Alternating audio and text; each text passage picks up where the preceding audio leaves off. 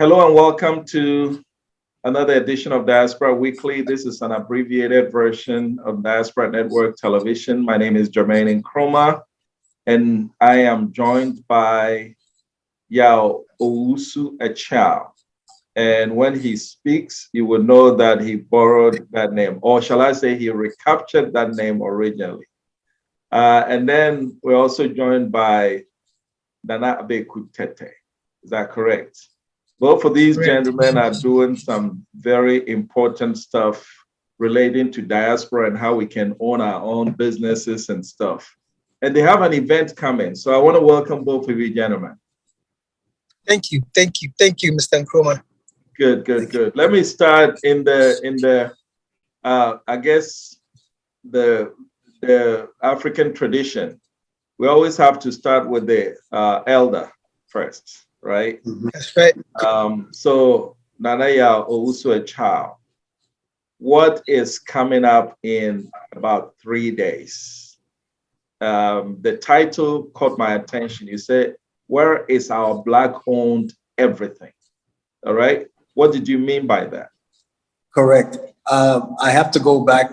First, thank you for making this interview possible. We're here to educate ourselves and educate our audience, our listeners. So first thing, my name is Yao Owusu Echao. My name was restored. I want to get that straight, and thank you very much. And so where's our Black-owned everything? Just over 100 years ago, you might have heard of the name Marcus Garvey. For those who haven't, I'll show you a picture. I gotta give credit. So this is Marcus Garvey face, and he's the one that asked us, "Where is our Black-owned everything?" At the time he asked us that question, we did not have our own ship. We did not have most of our own businesses. We were dependent on others for our very survival. Marcus Garvey believes that in all aspects of commerce and life, Black people should be responsible for controlling their destiny, just like the Chinese do, the Indians, and other people. So in asking where is our Black-owned everything, we should have our own Black ships, our shipping lines, our airplanes, our scientists, our spacecraft, our own medicine. Everything should be Black-owned because that is the basis for entrepreneurship. Black entrepreneurship would lead to Black manufacturing, will offer employment, the whole gamut of trade and commerce. It will cover it. We have to do our own Black everything. All right. Some will say, why should we own when it's easy? But I mean, it's much easier to just rely on those who have it. For example, in business, right? If you own your own business, yes, the percentage of success is very low. So you're going to struggle. Sometimes you fail, you start another business, you fail before you finally make it. And some will say it's much easier to just work for somebody else. And so when you transfer it into ownership, some will say, look, if other people have the airplane and we can just fly it, why should we have our own? Okay, so that's a very good point. Let me give you a statistics. We have about 70 to 80% of the world's youth population is in Africa, in the world. What does that mean? If we do not manufacture, produce what we grow, and have the value added on, we will be constantly have a high unemployment rate, always dependent on other people. That already exists because in Ghana, we import most of the stuff, even though we have the raw resources here. So that has to change. For survival, for the future of our African youths, the next generation, it is imperative that we own most of what we get from other people. Okay, so since you mentioned the youth, now is a good time to bring in Nana Abeku Tete. Yes. What does the youth think about this whole thing? I mean, is it easier for you to just go with the flow, or is it better to shake the bottle and suffer now for a better future? So I think there are different school of thoughts, yeah. So in terms of the school of thought whereby you talked about people believing sometimes it's easier to bring stuff in and sell it, and then there are those who believe that it's better to have pride in the things that you produce, right? So if I'm bringing things in, then instead of creating employment here, I'm actually giving employment somewhere else. But if I'm producing it here, then I'm churning the economy. You see what I'm saying? I'm producing things in the economy. I'm employing folks. So there are foreigners or outsiders coming in here and creating businesses here, right? So how come we cannot do it here in our own land ourselves? You see what I'm saying? So Yeah. sometimes we feel like we want to be able to do it, but we cannot do it because we don't have the funding, right? So that is what this event is all about. Being able to bring the funding and the ideas or the inventors or the innovators together, being able to support our own. And hence it will create an economy that will be enduring and lasting. You see what I'm saying? So even though we have to put in the hard work now, yes, it's tough. It's not easy creating a business because you more than likely you might fail, right? A lot of failed businesses. But once you create it, you're creating what you call generational wealth because you're not always going to be dependent on other countries to bring the goods in. So when they decide not to bring the goods in, then what are we going to do? We can't survive on our own. So Right. those are some of the questions that we need to ask ourselves. Right.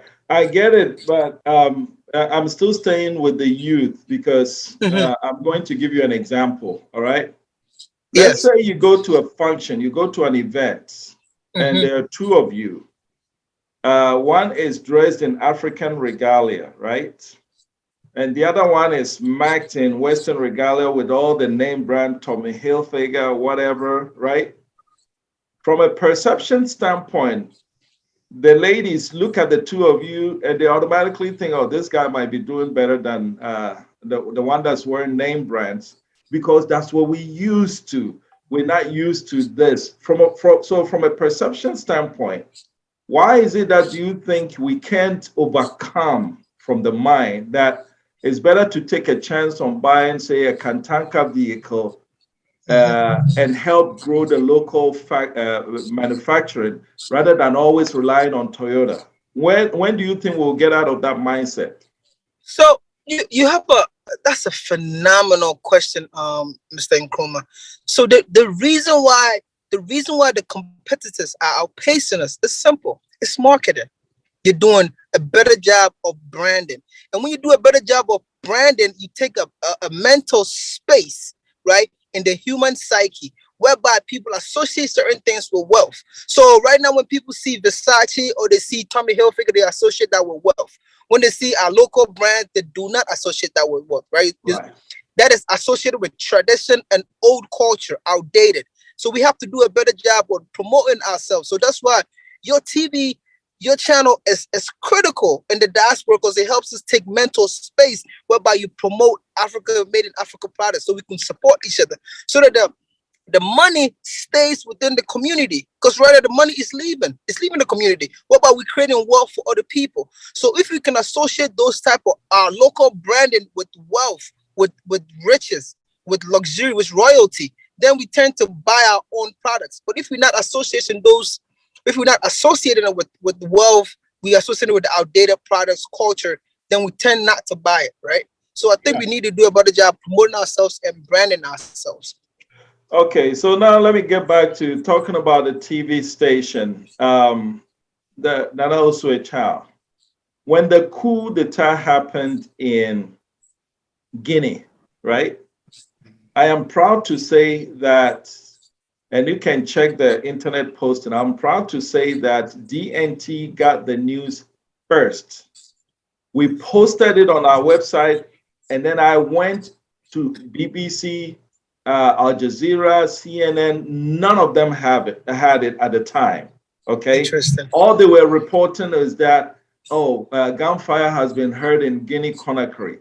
But DNT's man on the ground told us that it's done. It's a coup d'etat. The government has changed, and we reported it. Do you know that when we put that out there, our own people read it and said, no, this cannot be true because CNN is not reporting, because so and so is not reporting it. You see what I mean? That's Again, how do we get out of this mindset that our own cannot be good enough? Mhm. So King, let me try.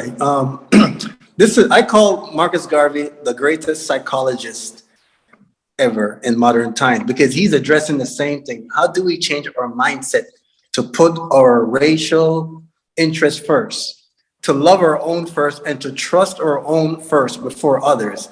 It won't happen with the current curriculum or brainwash that we get from different media sources. It will come from a focus on our own, DNTV as our own best interest. So therefore, you're going to put content out there that will educate the masses. So it will start from a re-education standpoint, Brother Jermaine. It will start from a change in mindset. And that's why we're targeting the youths. Mostly the youths, that's what this event is about. We have to address it from very small. So when a change of mindset will become a change in attitude and a change in behavior. Okay.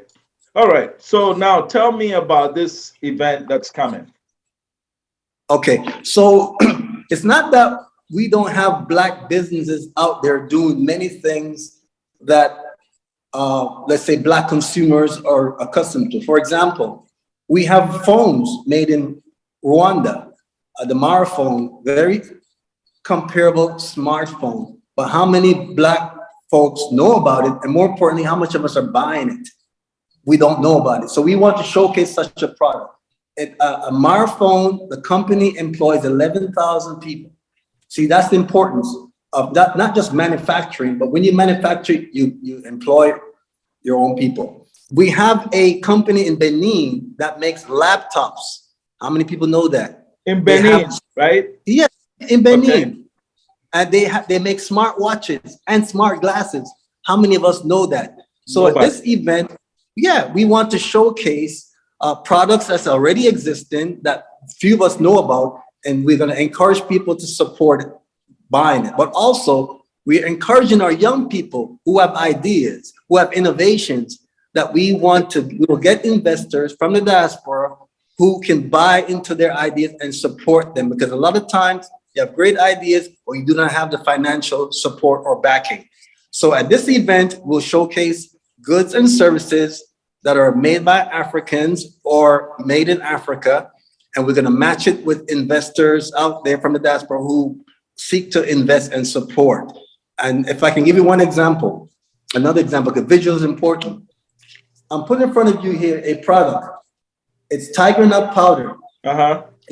It's made here in Ghana in a nice package form. How many people know that tiger nut is excellent for prostate issues like enlargement or cancer? Well researched. How many people know this? This should be on the international market, but we barely support it here in Ghana. We will showcase this product at the event and talk about its benefits. And so this is another example of what I'm talking about. It's a show and tell exhibition that we want our people to come to.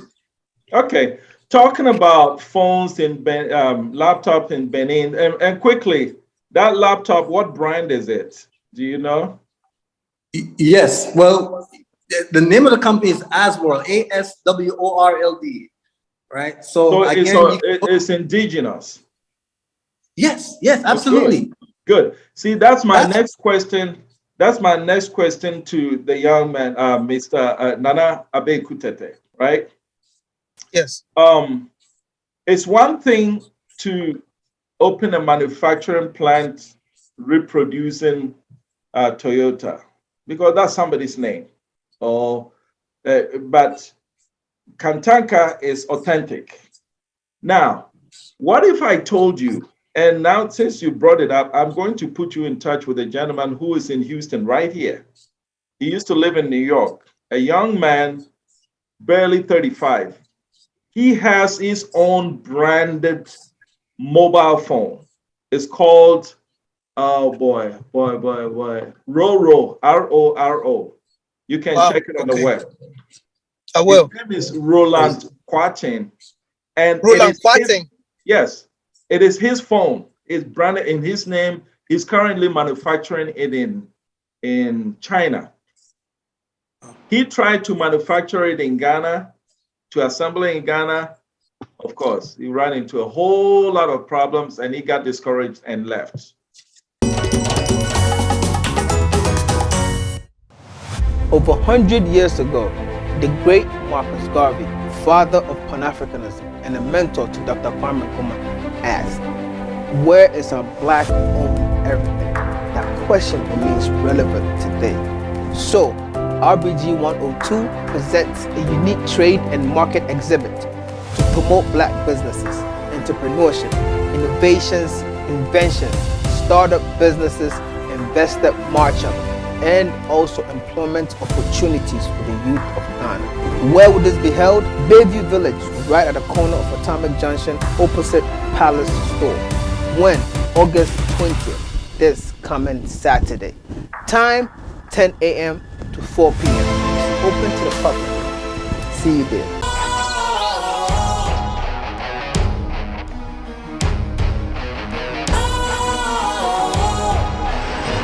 What's cool, fresh and trendy with a new look? Makes you feel real good, that refreshing vibe. Satisfies you right just the way you like. Do you know? Do you know? Do you know? Ain't gotta do it alone. Specialized makes you glow. Anytime, anywhere. Specialized, feel different. Always think specialized. Special ice, natural mineral water. Feel different. Think special. This advertisement has been vetted and approved by the FDA. Nana Beku Tete, what do the youth, are you good enough to come up with innovation that can compete with the rest of the world? I mean, Mr. Nkrumah, the knowledge, education, information is open source. It's not difficult. There are phenomenal people here. In terms of a guy doing a solar car, electric car, solar cars. There's like phenomenal examples. I could go on and on and on. We could definitely compete. Yes. The reason why most people, it's hard for us to compete here is usually it's a matter of funding, right? So funding sometimes become an issue. And whenever you're thinking about funding, whenever I'm thinking about food on the table for my family, whenever I'm thinking about food for my grandma in the village, you tend not to focus on creative ideas. You rather work for somebody else. So creativity comes by when you have the mental space to roam. You see what I'm saying? But here in the case whereby you don't have the funding, you know, we have food to put on the table, so it becomes tough. Out in the West, there are grants and there are funds dedicated for creativity. I've lived out in US, like there are funds dedicated for these type of creativity. Mm-hmm. These type of things are not here, and those are some of the things that we need to work on, right? So also, do you think there's not enough funding on the continent? I wouldn't say there's not enough funding. I'll say yes, enough funding directed to creativity, right? Exactly. So when people come up with that, directed to creativity, there is enough funding. There's a lot of money in the system, but it's not directed to creativity. And most of the money here is being taken out of the country to be stored somewhere else for it to invest in other people's ideas. So when you take money from here and you put it in the stock market, do you give it to your financial advisor? What do you think they're doing outside?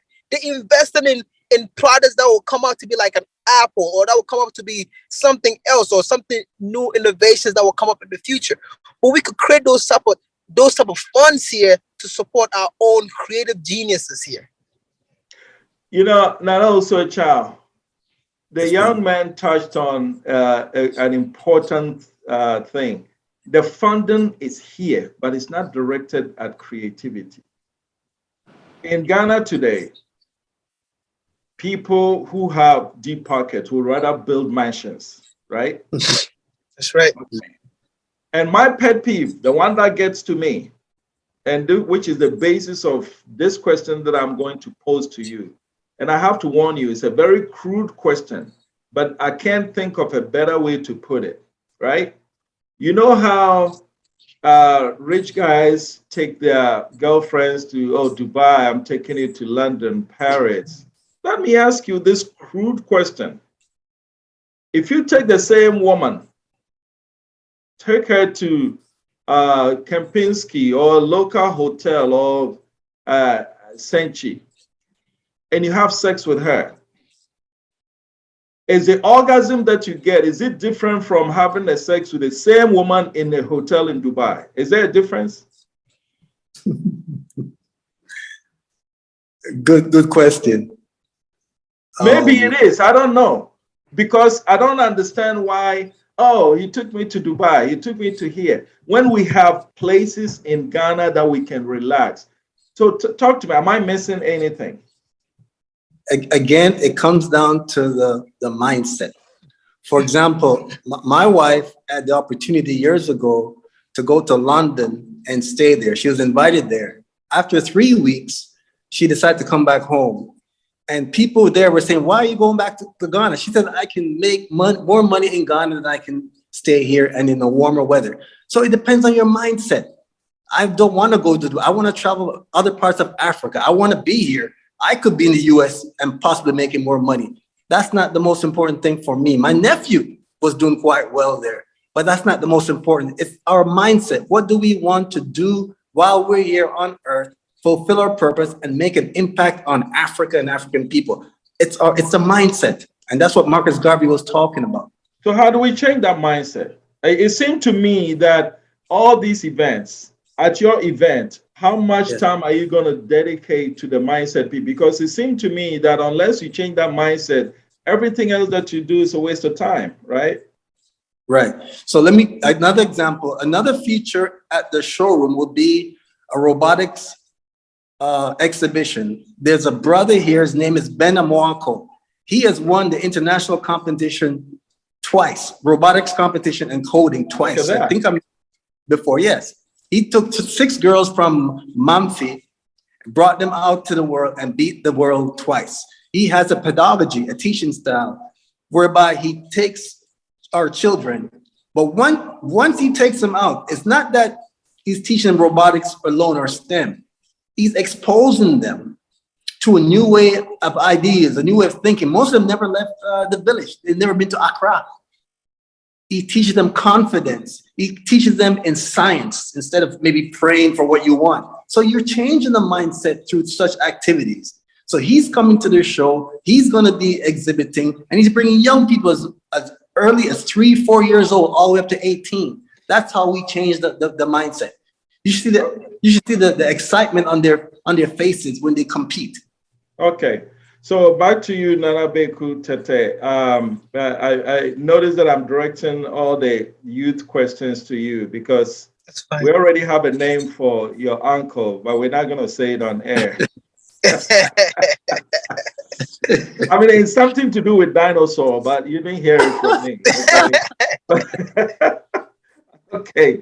So when you talk about the youth in Africa, and the resources that they have to learn with.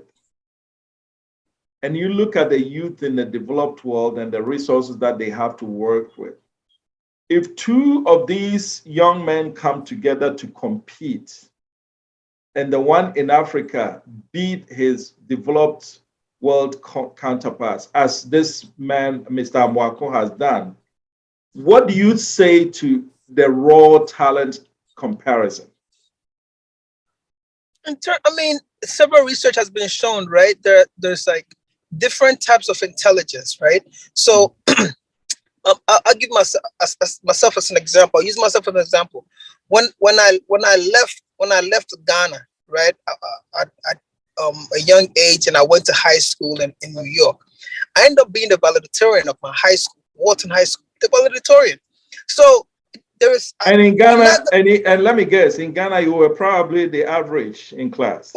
I wouldn't say I was the average. I mean, but I mean, you were not the top of the class. You were maybe somewhere. Okay, go ahead. Yeah, so I was still like around like 3 or 4, right? Okay. And then when I went there, I just crushed my competition. Okay. So it's not like there's no talent here. That's several research has proven that the talent is here. Yeah. In terms of sports, IQ, it's all here, right? How are we channeling those talents? That's where my gripe is, right? So understand, yes, like the question that you asked before, people would think, okay, is the orgasm here different than the one in Dubai? That's a personal choice, right? What are we trying to advocate for is like, yes, you want to live this luxurious lifestyle, but also remember that there are ways for you to improve your own country for you to enjoy being in your own country, right? So if we have youth here creating smart cities, then you want to be a part of that smart city. You want to stay in that smart city, right? If there, look at how Dubai was developed by the Al Maktoum, right? When I read his book, right? Look at how it was developed. It was a desert, right? And it was developed into this mega modern day city. We have all the resources here, and you think we cannot do it? It takes time, yes. It also takes funding, yes. But it's possible, and that's what some of the youth in Ghana believe, that we have a future, and some are doing phenomenal work here. They just need to be highlighted. They just need to be showcased, right? And then also the people who are doing it in the States, that when they come here, we have to find ways to so that the bureaucratic red tapes is just too much sometimes. We have to find ways to make it easier for them to stay. I know of a doctor in New York who wouldn't come to Ghana. Why? Because it's too much of a hustle. Building a clinic here, doing all these things, and the guy is phenomenal, but he wouldn't come. Why is that? Because there are a lot of bureaucratic red tapes that prevent him from coming. Even when he want to bring funds into the country, sometimes it's also a problem. So I'm just saying that we could still move forward, right? But with all these things going on, we could still move forward, and the youth are still hopeful. Okay, so you talk a lot about bureaucracy. That also a child. When you left United States and came to Ghana, I know you've become a Ghanaian. You've recovered your original name and all that. But when you look at the bureaucracy, how to get things done, what is it going to take for us to get out of this? Now Ghana is a dinosaur, just like you. Okay, we just seem to want to do things the old-fashioned way. What is it going to take? It's going to take, I believe, the private sector, innovation, a cooperation between those of us who went outside for whatever reasons and now decide to come back home. When we come back home, we come back with new energies, new ways of doing things, and we will influence or impact the dinosaurs here. I believe it will take all of us to come together and show them better ways to do some of the things that needs to be done. Show them why it's in their interest for us to do things in a more modern and effective way. You know, a friend told me, I haven't read it, but I can take it to the bank because he's always on the money. He said when Obama, as president of the United States, went back to Kenya, he has been working with them behind the scenes to change their political system to mirror that of the United States, with the sole aim of improving bureaucracy, getting things done quickly. Because it cannot be that, as your nephew said, the talent is here. And I am 100% believer in the competitiveness of the African young man. But there's got to be something that's constraining them from reaching their highest heights possible. So both of you have lived in the United States where the system is really results driven. In Ghana, it's mostly process driven. Do we need to change that to get to where we're going? King, I'll let you answer that. So when you in terms of development, right? there are a lot of things that we could learn from the United States or UK or China. There's a lot of things that we can learn from them. So, but also there are new innovative ways that we can also come up with ourselves, right? Mhm. So, we have to be able to not so much of follow what China is doing or follow what US is doing.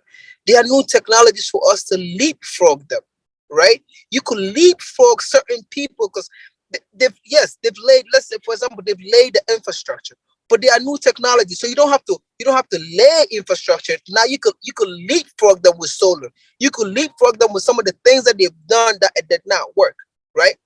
Yes, we just had our independence recently compared to the United States or the China, them churning and churning and churning. But they've had to go through different phases that we as a young country, we are young, full of youth. We don't have to go through those very So we same have to do stages. it we have a way to do it our own way, so to speak. That's right. Okay. Our own better ways, Okay. not just adapt people's culture into your culture when it's not working, but you'd be like, Okay. oh, because it's from the United States, let's just adapt this. No, let's think about ways to make it better. That's what human ingenuity is about. This is working, but how can we adapt it into our culture and make it better? All right. So now we're at a point where do it our own way, and others will say it's been done before. Don't reinvent the wheel. Which side of the argument do you stand on? And also a child. No, I'm not. Yes, the wheel has already been invented, but you can always make the wheel better. Okay, good. People, Okay. yeah, you can always make the wheel better, Okay. right? There's, All right. I Okay. believe you can So always make and the wheel also a better. child. What do you hope to accomplish with this exhibition? We want to exude confidence in our young people that they have it within themselves, whatever their creative ideas are, whatever talents they are, we want to encourage them to reach out to us, those who have, who will support them, encourage them through investment, but not also investment, show them maybe business techniques. We want to support our, in confidence, Marcus Garvey said, if you have confidence, half the battle is won. So we'll be exhibiting Ghanaian inventors. We have exhibits showing Ghanaian inventors, like the brother who did the fiber optics. He was a Ghanaian. If they see these images and know that they're Ghanaian inventors and scientists, this will help build their confidence and their self-esteem that they too can do it.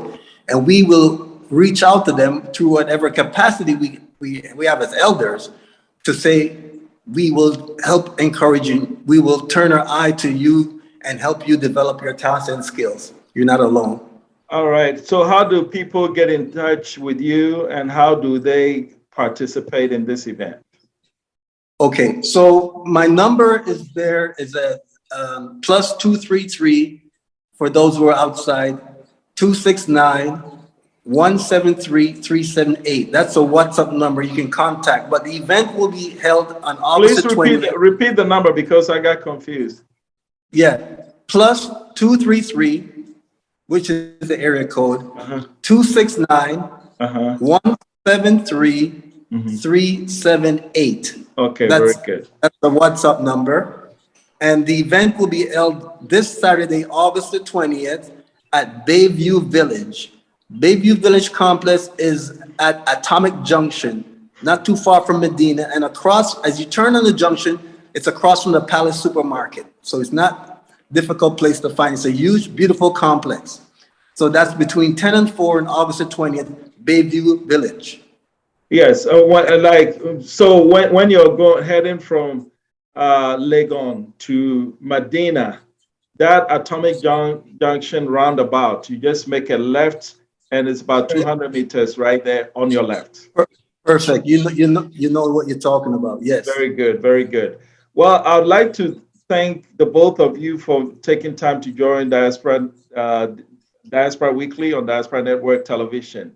And let me close with something you just said, that you want to position Dr. Thomas Mensah so that young people would also know that they can do it.